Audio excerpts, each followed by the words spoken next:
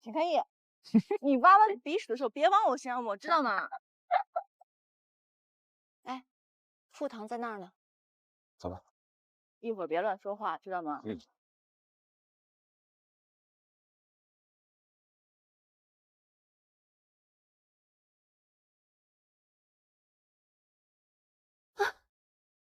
你把他们都吓跑了。傅阿姨，您干嘛呢？傅阿姨，你在玩什么呀？今天我在抓虫子，好多浮游啊。这儿连个池塘都没有，哪里有浮游啊？谁说浮游只能在水里啊？它在我的眼睛里。眼睛里面？对啊，我在用我的眼睛的网，在抓眼睛里的虫子。眼睛里的虫子，你们看不到吗？啊，我们没有看到。看，近一点呢，离近一点。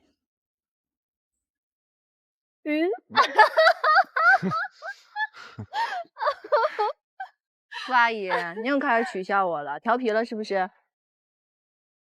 我没有取笑你，我那么喜欢你，我怎么会取笑你呢？我只是想和我的孩子玩，如果他一直在我身边的话，他应该也长这么高了。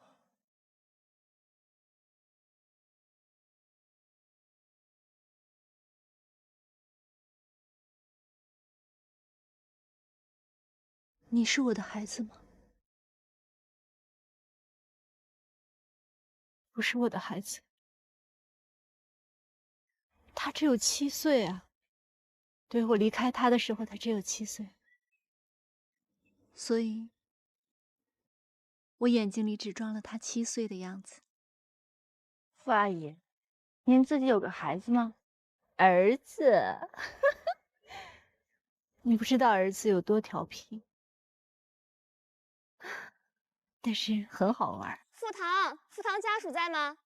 我来取药了。这儿。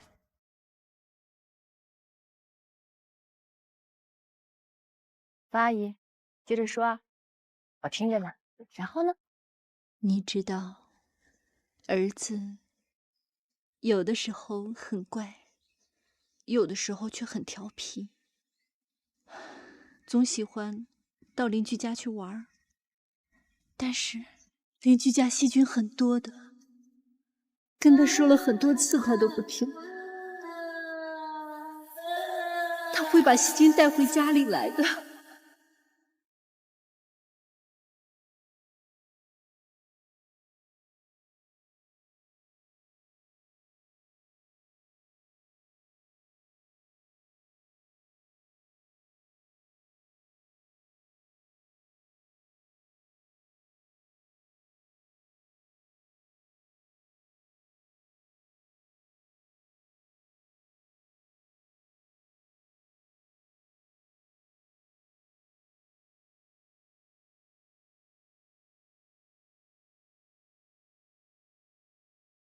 他虽然说是个男孩子，但是他非常乖，非常粘人，比女孩子还粘人。他总喜欢和我在一起。我做饭的时候，他就给我打下手；我看书的时候，他就陪我一起看。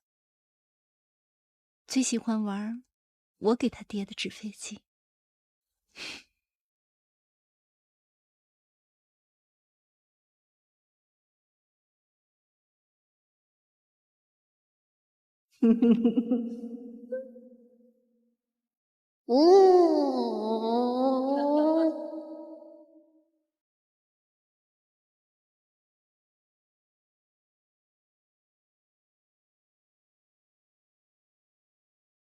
妈妈，我好爱好爱你。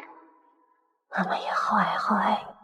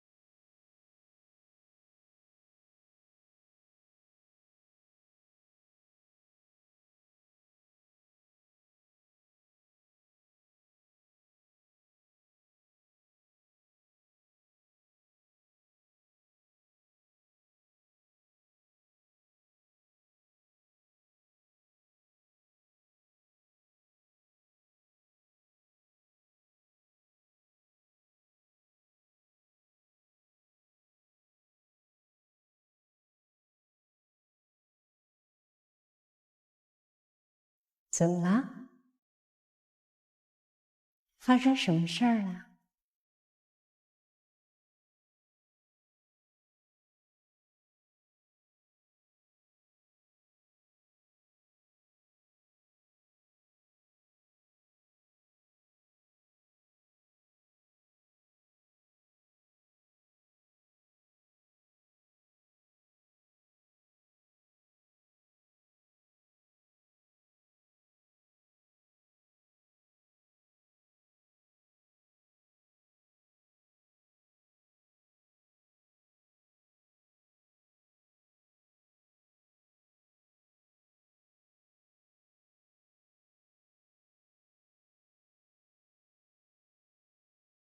你为什么要这么做？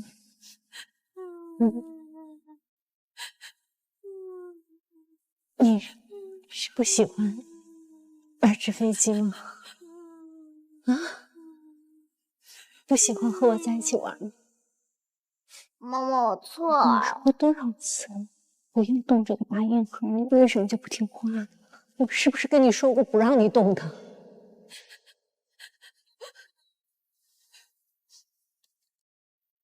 你不喜欢它，你就别玩了。你出去吧，我想一个人待一会儿。你出去啊！你别抱着我，你出去，你出去好不好？你别抱着我，你别抱着我！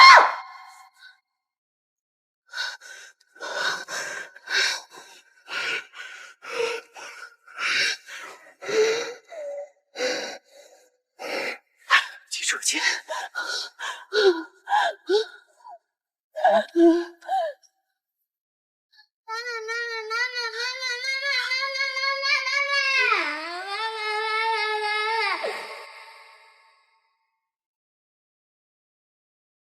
我是不是很可怕？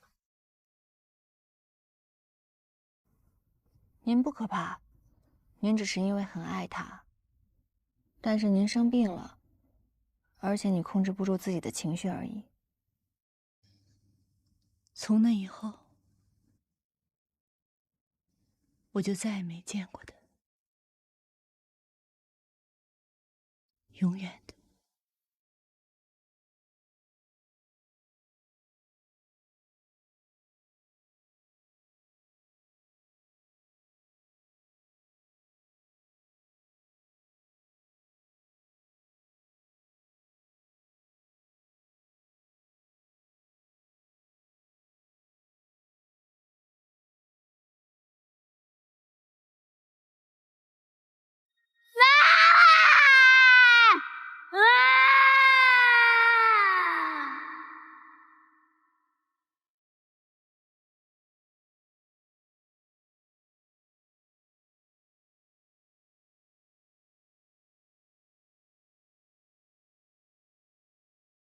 您是说，当时是那孩子的养父把您弄走的？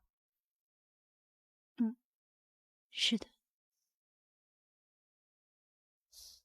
他的养父把我送去了精神病院。我和我的孩子就再也没见过面。不过，这样的选择，无论是对于他还是我，也许是最好的，也是最合适的选择吧。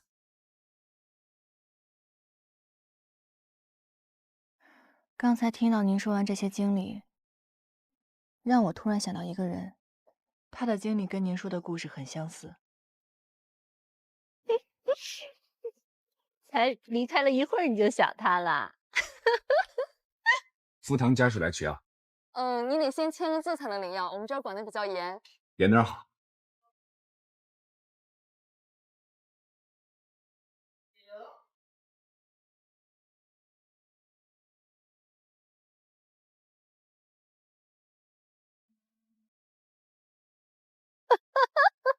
不是他。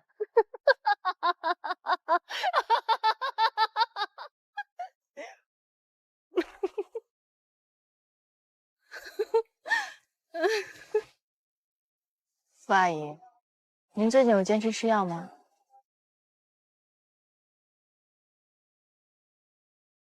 你是觉得我复发了？如果您不坚持，长期稳定的用药物治疗，双向情感障碍很容易复发的。我知道你又想说我情绪不稳定，我都已经听腻了。人生如浮游，一往不可攀。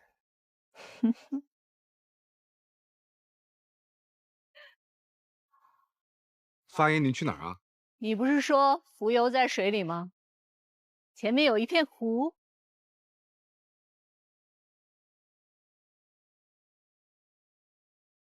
他该吃药了。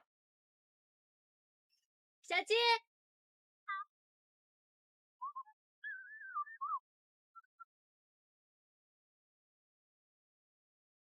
你还是不化妆好看。我怎么都好看。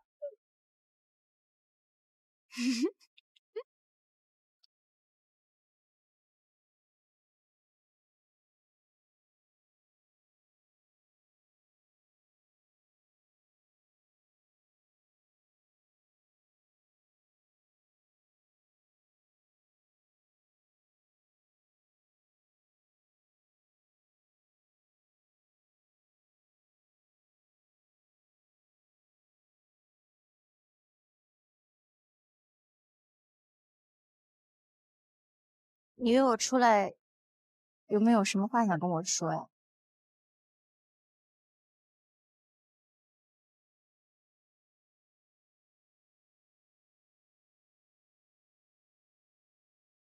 哦，换上运动装，跟我沙袋跑。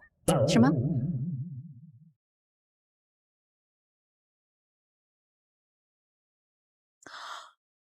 啊！人家都亲我不能剧烈运动了，造无力了。你说啥？没啥，跑一跑，谁怕谁啊？这个能不绑吗？不能走。哎，我没准备好。哎，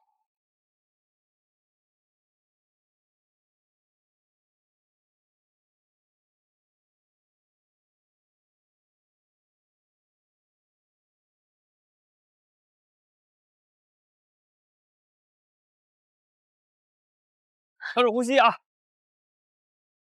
不行了，我跑不动了，我跑不动了。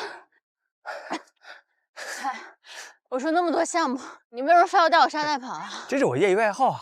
沙袋跑可以增强腿部力量，追捕嫌疑犯靠的就是力量和速度。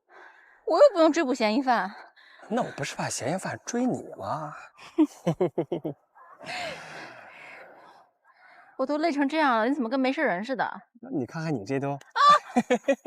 你过来，你让我掐一下，你让我掐一下，你别跑，你让我掐一下。闹着玩儿。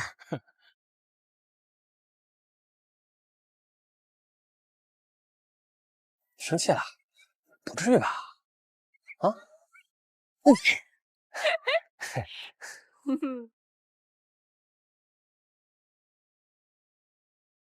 那个怎么回事啊？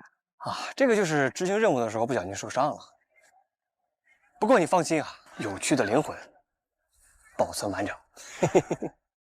疼不疼啊？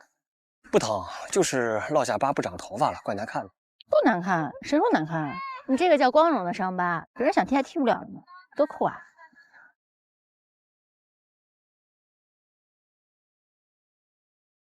你以后见我都不用戴帽子了。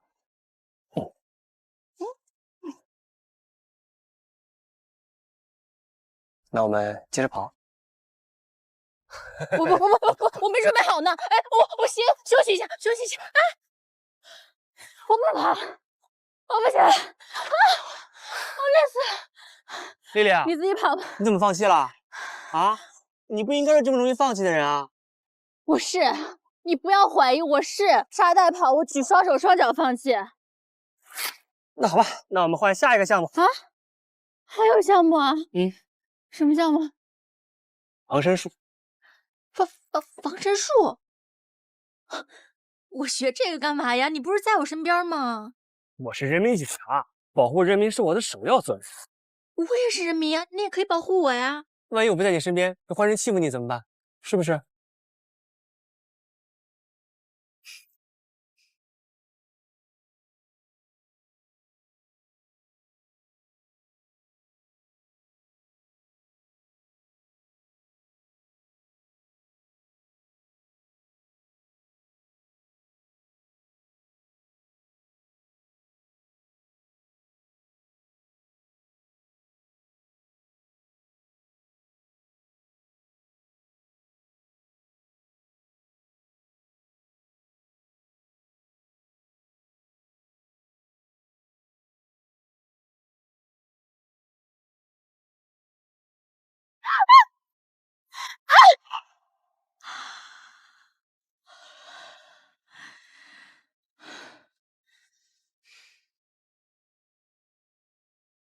何顿，我刚才在取药的时候，在取药的登记表上看到了姬教授的名字。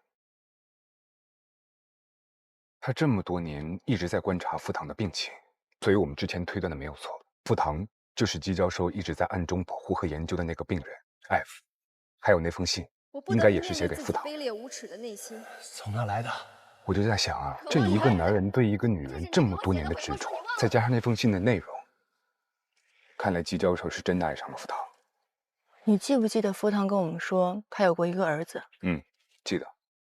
刚才你不在的时候，我跟他闲聊，他说他跟他儿子分开以后，就被孩子的养父送到了精神病医院。精神病院？没错，送他到精神病院的人就是姬教授，而那个孩子就是叶家辉。你确定？我确定。叶家辉的经历跟傅唐说的他儿子的经历实在是太像了。如果傅唐有一个儿子的话，那家辉跟那个孩子的重合度实在是太高了。对，我离开他的时候，他只有7岁。在我7岁那年，我妈丢下我走了。但为什么说是姬教授把傅唐送进了精神病院啊？因为现在所有证据的指向都指向了姬教授。傅唐的经历告诉我，在孩子7、8岁那一年，孩子的养父当着孩子的面把他送到了精神病医院，这对一个小孩来说恐怕是一辈子的阴影。所以叶家辉一直在报复姬教授，可能就是因为小时候的事情，他恨姬教授将他们母子分开。这就说明了为什么叶家辉一直在寻找那份 F 档案，因为 F 档案里面的人就是他的母亲。所以这也是为什么他会先从你入手去报复姬教授。但不对啊，这一些呢都是从感情的角度去做的分析，没有实质的证据。你刚才有问过傅唐吗？我没有。如果他说的都是真的，按照他现在的精神状态，我不敢再问了，我怕刺激到他。我们现在去找姬教授。哎，怎么了？你不是要向他去求证吗？我有点开不了这个口。如果我的推断都是正确的，也就是说，我的老师爱上了自己的来访者，并且跟来访者在一起了。万一他是怕这事儿会影响自己的仕途，才把傅唐送去精神病院。何顿，你不能这么先入为主的假设。我当然不相信我老师做这些，可是现在所有证据都摆在我的面前，我没有办法不相信。以你对姬教授的了解，你觉得他会为了这点虚名就牺牲自己爱的人吗？或许姬教授有自己的苦衷呢。我知道你是因为相信他，所以害怕听到任何信任以外的答案。但是比起你不想听的答案，没有答案，或许会更煎熬，不是吗？走吧。你别进去了，我觉得有些话还是我自己问比较好。你在门口等我吧，可以吗？去吧，没事。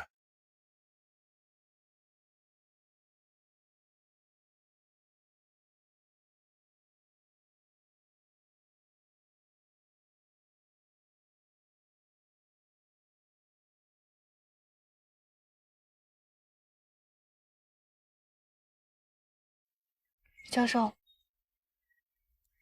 你怎么来了？我来看看你。哟，我怎么把茶用来浇花呀？你等等啊，我再打点水去。哎呀，你看我这脑子。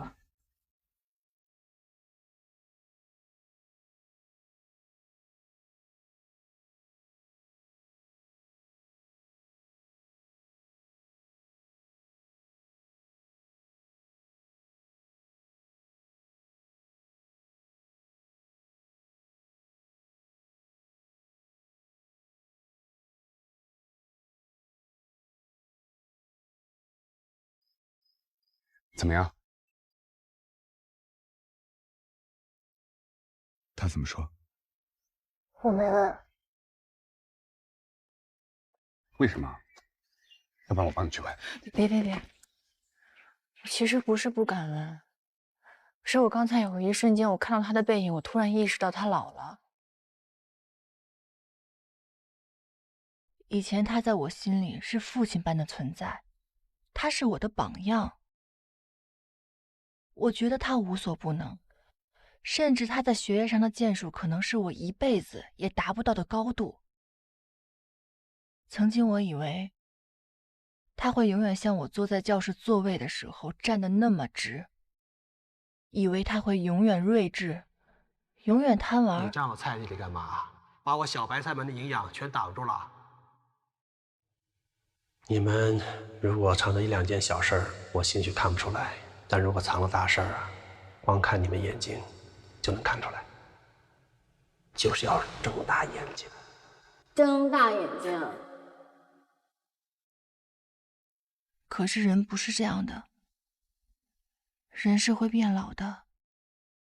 可就在刚刚，我突然觉得，我要当面揭他的短，我根本做不到。没关系，何段，如果你要是不想问，咱们就把这个疑问永远藏在心底。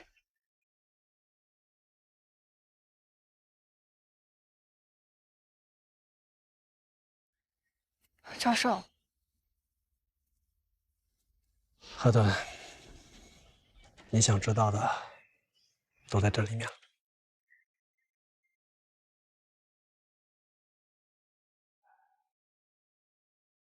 这回你可以仔细的看，看不懂的再来问我。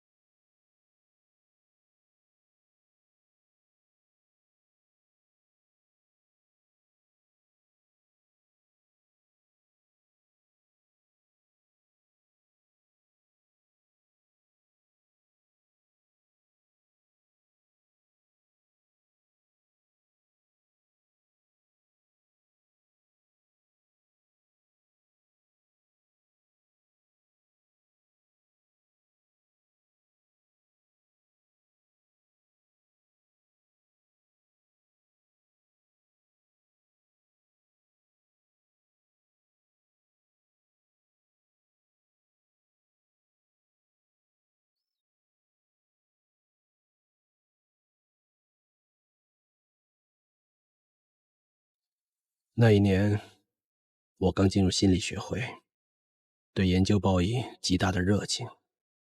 当时有一份特别的咨询委托找上了我。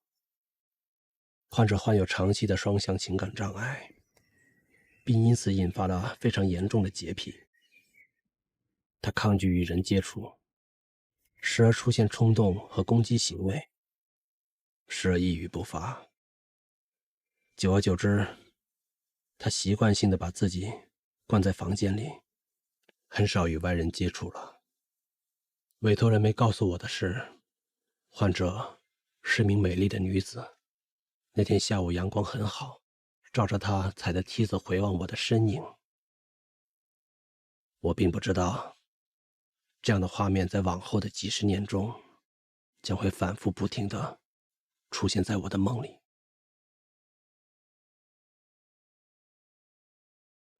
对不起。顺序别错了。什么？我是说那摞书的顺序别摆错了。第一本是《山海经》，第二本是《封神演义》，第三本是《广陵散记》，第四本是《西游记》，第五本是达尔文的《物种起源》。麻烦你按顺序摆放。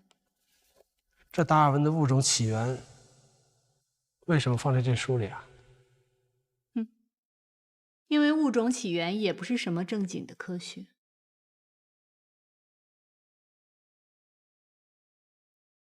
所以和其他书没什么两样。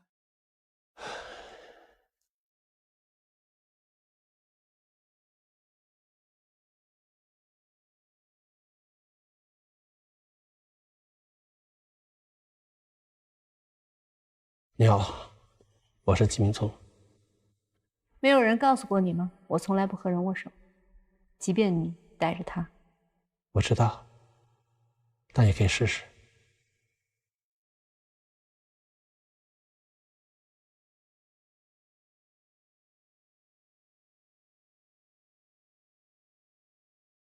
要把脉吗？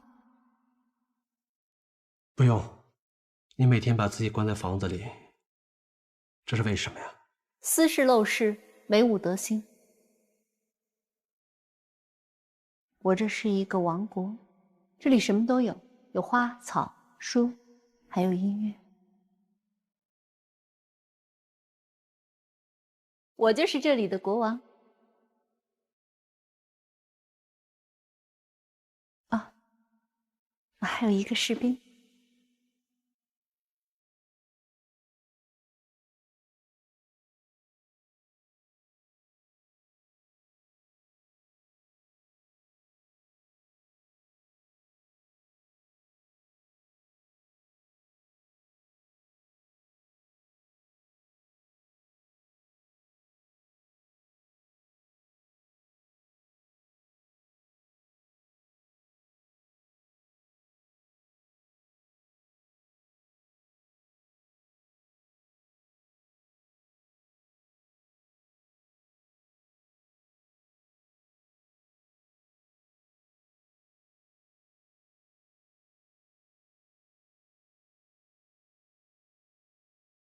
医生，我到底有什么问题呀？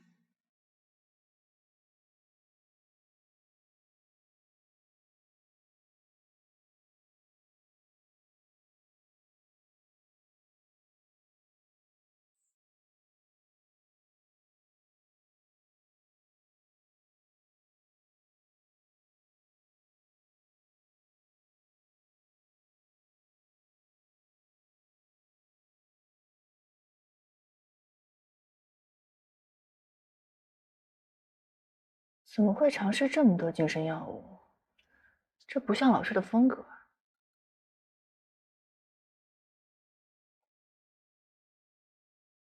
患者1998年入住海市精神病院，患者因药物作用导致一系列精神并发症，患者身上出现早期精神分裂症状，入院治疗时精神不稳，采取强制措施入院。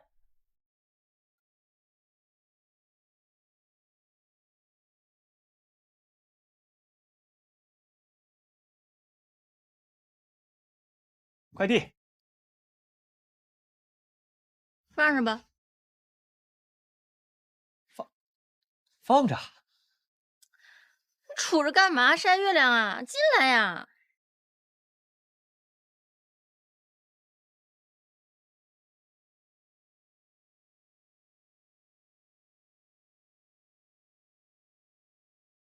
一点创意都没有。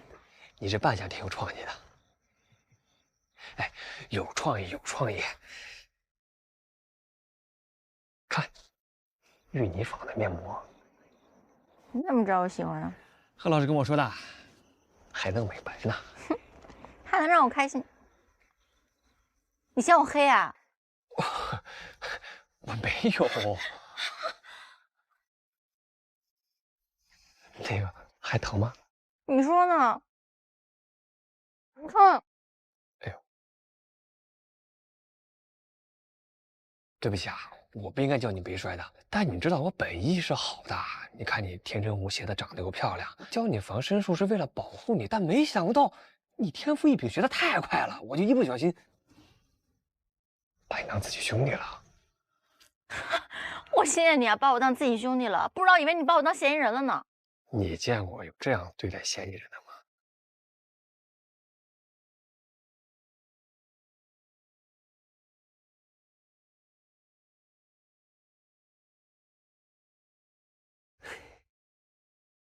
好啊，还挺好喝。什么糖啊？羊骨、鸡骨还有猪尾巴。你把这么多骨头炖在一起，你不舍得给我吃肉啊？我没有，这不是骨头有营养吗？是吧？吃啥补啥嘛。来，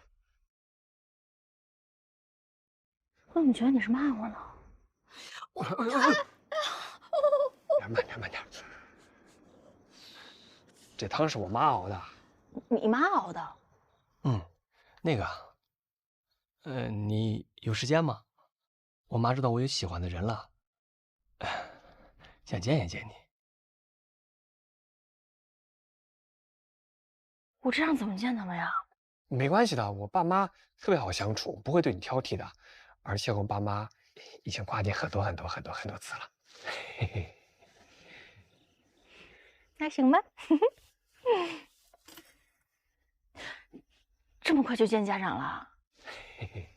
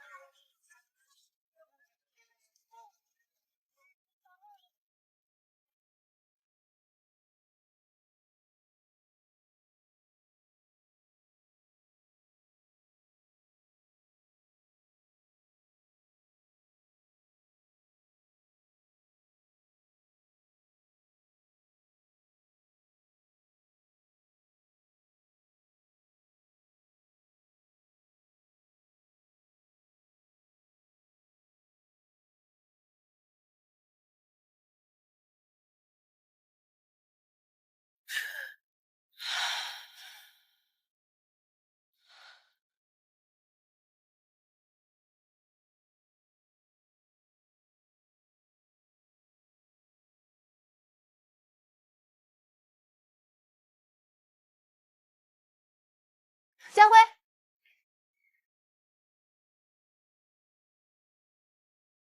你回来了。我回来收拾点东西。啊，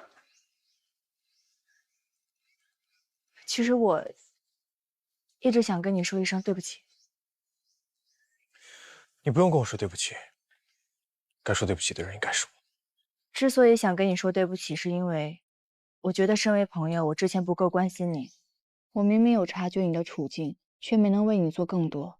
你对我的关心和了解远多过我对你的，可是我却一无所知。好像你的家庭你也很少提及他们。我知道你是一个喜欢把什么都憋在心里的人。如果你愿意的话，如果你真心把我当朋友，你可以跟我倾诉，也许这样对你来说会舒服很多。贺顿，我最讨厌的就是你用这种怜悯的感觉看着我。我不需要你拯救，你这样只会让我觉得我自己是个没人要的可怜虫。不是这样的，我是觉得你可以把你憋在心里的东西说出来，也许我们可以一起解决，你觉得呢？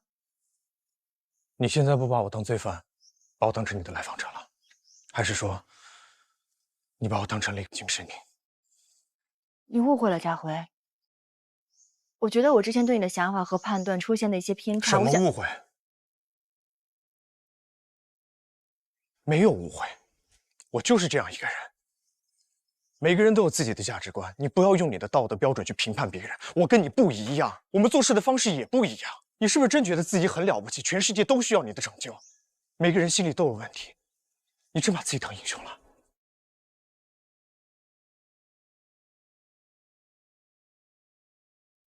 好吧，我相信你做这些事情都是有原因的。你现在最好的方法是把内心积压那么久的情绪给释放出来。当然，如果你不愿意也没有关系。如果我刚才说的话刺痛了你，对不起。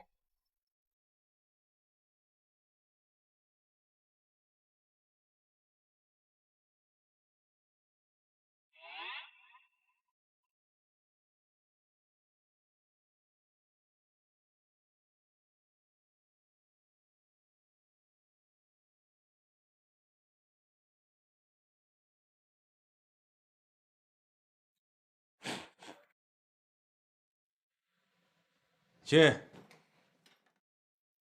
哎，开业啊？拿的什么呀？您看一下。新形式、新包装。你现在得先想着怎么改变这个局面，你这翻天覆地啊，什么都敢提呀！哎呀，我知道我现在提什么要求都是没有资格，但是这个新形式我确实是想了很久，不破不立。我希望您再支持我一次。说说。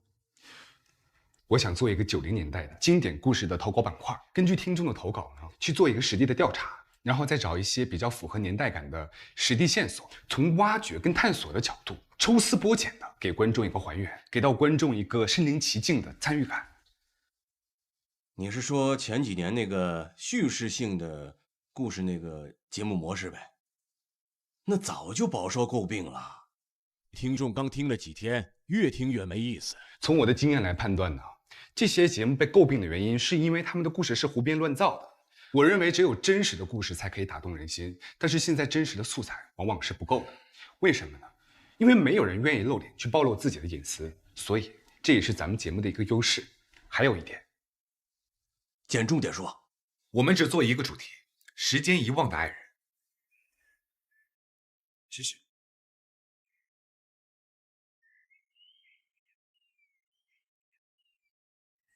你想知道什么？你妈妈年轻的时候是什么样的？我对她的记忆掺杂了许多事情，有好有坏，我已经记得不太清楚了。我想那些不好的经历或者回忆，你妈妈也不会是故意的。也许吧。我不知道该从哪开始跟你说。那就从你开心的记忆开始说起吧。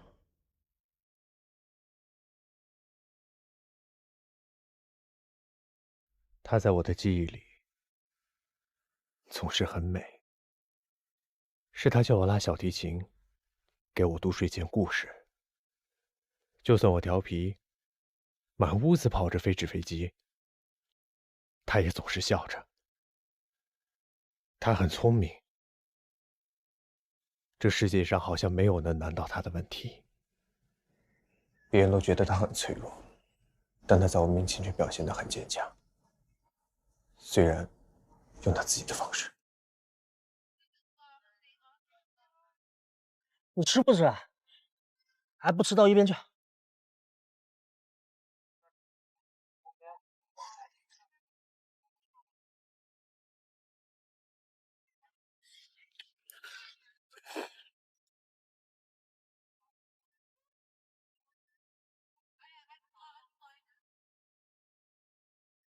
你想不想吃大白兔奶糖啊？这2颗糖就归你了。现在闭上眼睛，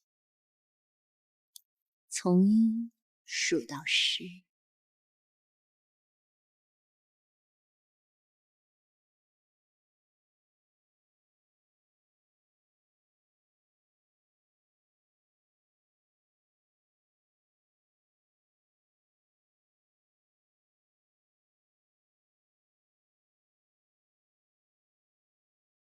我之前之所以不想告诉你这些事情，是因为人们总是用同情的眼光去看待离异家庭的孩子，把成年后犯的错误归结于原生家庭。但我觉得这并不公平。难道家庭完整的孩子就一辈子不会犯错吗？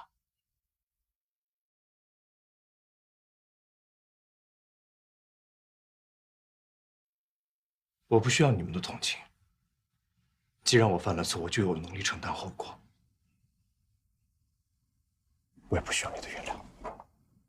我不会原谅你犯的错误，至少现在不会。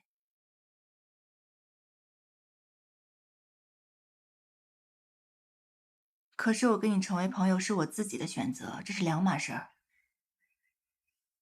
佳辉，我觉得有时候我们真的很像，我们都经历了正常人不可能经历的痛苦，还有回忆。可过去的事情不应该影响到我们现在。我们的每一天都是新的一天，我们不能一直活在过去的痛苦当中。而且我相信，你的妈妈她一定很爱你。